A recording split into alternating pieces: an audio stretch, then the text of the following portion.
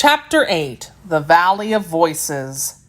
By journeying through the glass mountain, they had reached a delightful valley that was shaped like the hollow of a great cup, with another rugged mountain showing on the other side of it, and soft and pretty green hills at the ends. It was all laid out into lovely lawns and gardens, with pebble paths leading through them, and groves of beautiful and stately trees dotting the landscape here and there. There were orchards, too, bearing luscious fruits that are all unknown in our world. Alluring brooks of crystal water flowed sparkling between their flower-strewn banks, while scattered over the valley were dozens of the quaintest and most picturesque cottages our travelers had ever beheld. None of them were in clusters, such as villages or towns, but each had ample grounds of its own, with orchards and gardens surrounding it. As the new arrivals gazed upon this exquisite scene, they were enraptured by its beauties and the fragrance that permeated the soft air, which they breathed so gratefully after the confined atmosphere of the tunnel. Several minutes were consumed in silent admiration before they noticed two very singular and unusual facts about this valley. One was that it was lighted from some unseen source, for no sun or moon was in the arched blue sky, although every object was flooded with a clear and perfect light. The second, and even more singular fact, was the absence of any inhabitant of this splendid place. From their elevated position, they could overlook the entire valley, but not a single moving object could they see. All appeared mysteriously deserted. The mountain on this side was not glass, but made of a stone similar to granite. With some difficulty and danger, Jim drew the buggy over the loose rocks until he reached the green lawns below, where the paths and orchards and gardens began. The nearest cottage was still some distance away. "Isn't it fine?" cried Dorothy in a joyous voice, as she sprang out of the buggy and let Eureka run frolicking over the velvety grass. "Yes, indeed," answered Zeb. "We were lucky to get away from those dreadful vegetable people." "It wouldn't be so bad," remarked the wizard, gazing around him, "if we were obliged to live here always. We couldn't find a prettier place, I'm sure." He took the piglets from his pocket and let them run on the grass, and Jim tasted a mouthful of the green blades and declared he was very contented in his new surroundings. "We can't walk in the air here, though," called Eureka, who had tried it and failed, but the others were satisfied to walk on the ground.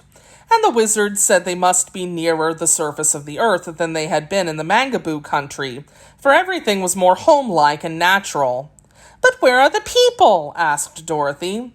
The little man shook his bald head. "Can't imagine, my dear," he replied. They heard the sudden twittering of a bird, but could not find the creature anywhere. Slowly they walked along the path toward the nearest cottage, the piglets racing and gambolling beside them, and Jim pausing at every step for another mouthful of grass. Presently they came to a low plant which had broad, spreading leaves, in the center of which grew a single fruit about as large as a peach. The fruit was so daintily colored and so fragrant, and looked so appetizing and delicious that Dorothy stopped and exclaimed, "What is it, do you suppose?" The piglets had smelled the fruit quickly, and before the girl could reach out her hand to pluck every one of the 9 tiny ones, had rushed in and commenced to devour it with great eagerness. "It's good, anyway," said Zeb, "or those little rascals wouldn't have gobbled it up so greedily."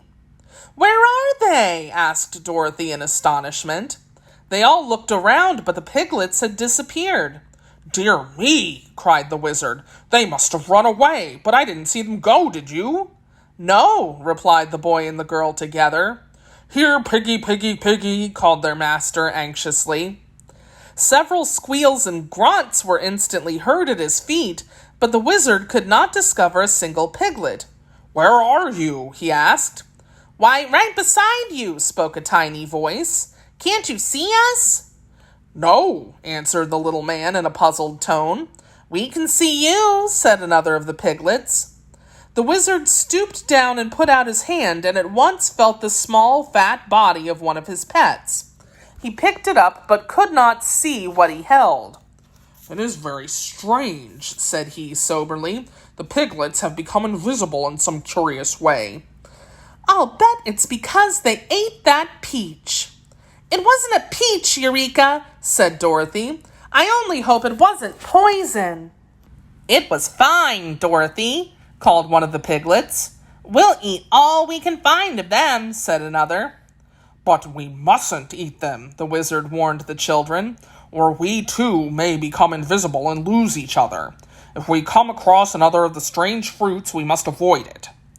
Calling the piglets to him, he picked them all up one by one and put them away in his pocket, for although he could not see them, he could feel them, and when he had buttoned his coat, he knew they were safe for the present. The travelers now resumed their walk toward the cottage, which they presently reached. It was a pretty place, with vines growing thickly over the broad front porch. The doors stood open, and a table was set in the front room, with 4 chairs drawn up to it. On the table were plates, knives, and forks, and dishes of bread, meat, and fruits. The meat was smoking hot, and the knives and forks were performing strange antics and jumping here and there in quite a puzzling way. But not a single person appeared to be in the room. How funny! Exclaimed Dorothy, who with Zeb and the wizard now stood in the doorway. A peal of merry laughter answered her, and the knives and forks fell to the plates with a clatter. One of the chairs pushed back from the table, and this was so astonishing and mysterious that Dorothy was almost tempted to run away in fright. Here are strangers, Mama! Cried the shrill and childish voice of some unseen person. So I see, my dear, answered another voice, soft and womanly. What do you want? Demanded a third voice in a stern, gruff accent. Well, well, said the wizard. Are there really people in this room? Of course, replied the man's voice. And pardon me for the foolish question, but are you all invisible? Surely, the woman answered, repeating her low, rippling laughter. Are you surprised that you are unable to see the people of Vaux? Why, yes, stammered the wizard. All the people I've ever met before were very plain to see.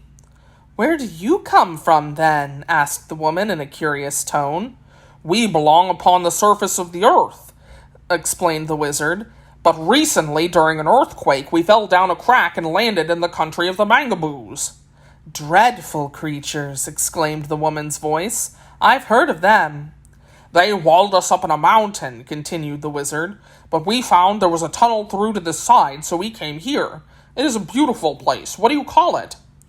It is the Valley of Vaux. Thank you. We have seen no people since we arrived, so we came to this house to inquire our way. Are you hungry? Asked the woman's voice. I could eat something, said Dorothy. So could I, added Zeb. But we do not wish to intrude, I assure you, the wizard hastened to say. That's all right, returned the man's voice, more pleasantly than before. You are welcome to what we have. As he spoke, the voice came so near to Zeb that he jumped back in alarm. 2 childish voices laughed merrily at this action, and Dorothy was sure they were in no danger among such light-hearted folks, even if those folks couldn't be seen. What curious animal is that which is eating the grass on my lawn? Inquired the man's voice. That's Jim, said the girl. He's a horse. What is he good for? Was the next question. He draws the buggy you see fastened to him, and we ride in the buggy instead of walking, she explained. Can he fight? Asked the man's voice. No, he can kick pretty hard with his heels and bite a little, but Jim can't exactly fight, she replied. Then the bears will get him, said one of the children's voices. Bears! Exclaimed Dorothy. Are there bears here? That is the one evil of our country, answered the invisible man. Many large and fierce bears roam in the Valley of Vaux, and when they can catch any of us, they eat us up, but as they cannot see us, we seldom get caught. Are the bears invisible too? Asked the girl. Yes, for they eat of the dama fruit, as we all do, and that keeps them from being seen by any eye, whether human or animal. Does the dama fruit grow on a low bush and look something like a peach? Asked the wizard. Yes, was the reply. If it makes you invisible, why do you eat it? Dorothy inquired. For 2 reasons, my dear, the woman's voice answered. The dama fruit is the most delicious thing that grows, and when it makes us invisible, the bears cannot find us to eat us up. But now, good wanderers, your luncheon is on the table, so please sit down and eat as much as you like.